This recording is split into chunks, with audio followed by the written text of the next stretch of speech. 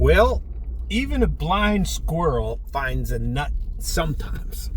And so that is what I believe happened in the State of the Union address last night. To be fair, that is the very first time that man has looked remotely presidential in a long time. So, whatever doctor pumped him up, whatever drug they put on him, whether he took his nap the entire day, to be fair, he looked good. And he spoke well. And he didn't stumble over his words, kind of little short thing. But nothing that the media on the other side will be able to run with all day long and talk about what a horror story his State of the Union address was. And not because there aren't some horrors in it. He still has the same horrifying positions on a lot of things that affect real Americans. And those need to be paid attention to. But my goal is always to be fair, to be truthful, and I'm sick of journalists telling me what I need to believe. Because I can't believe them. The trust in our journalistic integrity does not exist because they're all a bunch of freaking liars on both sides. And even the pundits, I include all of that. No, not all of them. There are exceptions. I think that when the old Tucker Carlson monster was on Fox, he was pretty fair, and he's still pretty fair on his own channel. The old O'Reilly, I kind of feel the same way about him. Sean Hannity, I used to like him, but frankly, he's so twisted now. And I feel like it's on purpose that now people get overcome by the fact that they hate one side or the other. I had that problem with old Hillary Clinton.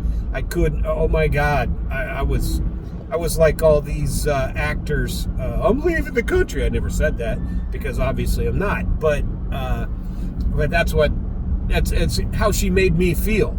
That she is such a lowlife that I couldn't believe that we would have him there. Now, Joe Biden, he's just a moron. He's moron, always has been. In his speech last night, he actually looked decent. He spoke well. You got to give him credit for that. But he did the same thing they always do. There was 0 point to his speech. None. Whoever his speechwriters are, they're just looking for, what sort of platitudes can we throw out there to make the American public shut up and believe that we're going to do something. The complete lies about the border and what he's done there and blaming that is nonsense, and everyone knows it.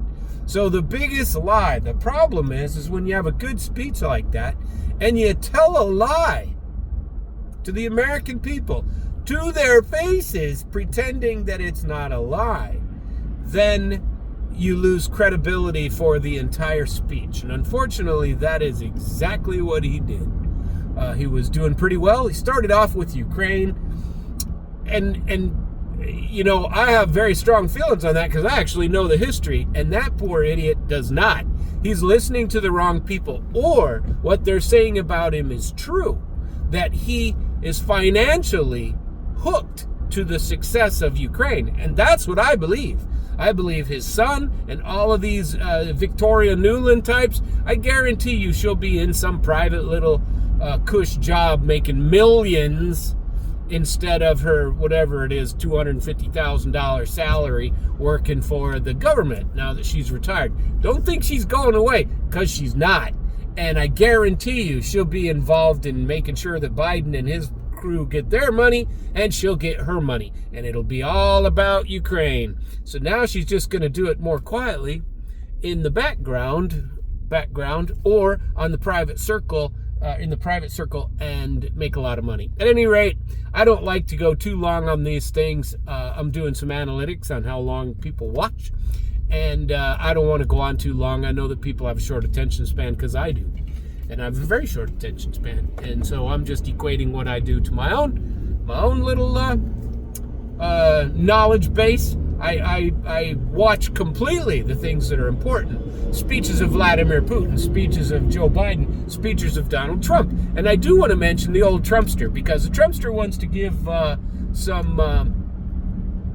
trouble with him, and I really like him. But think about this. This is what he did, and he hasn't done it so far, and last night he started. I thought it might be gone, but it's not. I do not want a childish president. It doesn't make you look presidential. So please stop with the picture of Joe Biden licking an ice cream with a burning American flag on a log cabin behind him. Now that is uncalled for and childish. I don't want a child as my president. That is the problem. Everyone on the Republican side that doesn't like Joe Biden has a problem with. I'm a middle of the roader. I think the guys did a very good job, except with managing the people. There is no reason you can't be, I don't know what, presidential. Be presidential. Being presidential means you got a real freaking thick skin. And people may think it's funny, but I don't want a high school smartass like me in the back seat of the bus shooting spitballs or throwing, I don't know what, pretending it wasn't me. I don't want that sort of smartass. I don't want the guy going, what? It's funny. Yep, it's funny, but it's uncalled for as a president. There are a couple other things. He's trying to make people laugh and trying to make people remember this is not about advertising. Mr. Donald Trump, you are supposed to be the president of the United States, and truly, I want you to be. I don't like where they're trying to go with the Democratic Party. I don't like it. I think they're destroying us, and I think you have a shot at bringing it back. But don't be childish. I don't want a child. Thank you very much for listening. Have a very nice day, and good luck on whoever you vote for. But my thoughts, I've already given them to you, and you'll get plenty more. Have a nice day.